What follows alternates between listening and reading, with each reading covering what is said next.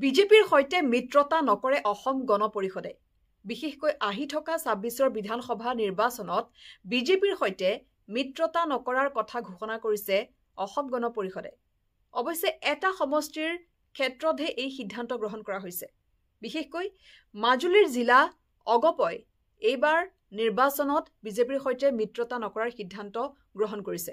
ইতিমধ্যে এই সন্দৰ্ভত মাজুলী জিলা অগপই কেন্দ্ৰীয় কমিটিলৈ পত্ৰ প্ৰেৰণ কৰিছে আৰু কেন্দ্ৰীয় সমিতিয়ে নামানিলেও তেওঁলোকে এইবাৰ এই কঠোৰ সিদ্ধান্ত গ্ৰহণ কৰিছে যে আগন্তুক নিৰ্বাচনত কোনো কাৰণতে বিজেপিৰ সৈতে মিত্ৰতা নকৰে মাজুলীৰ জিলা অগপই।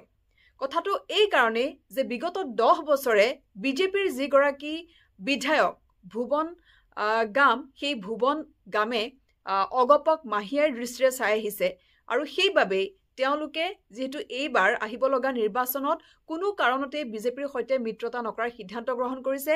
লাগে সেয়া কেন্দ্ৰীয় সমিতিয়ে মানক বা নেমানক, তেওঁলোকে কোনো কাৰণতে মাজুলী জিলা অগপই কোনো কাৰণতে বিজেপিৰ সৈতে মিত্ৰতা নকৰে বুলি এক প্ৰকাৰ কঠোৰ সিদ্ধান্ত গ্ৰহণ কৰিছে আৰু মাজুলীৰ পৰা যিগৰাকী জিলা অগপৰ সভাপতি বজেন গাম তেওঁ হ'ব মাজুলীৰ অগপৰ প্ৰাৰ্থী।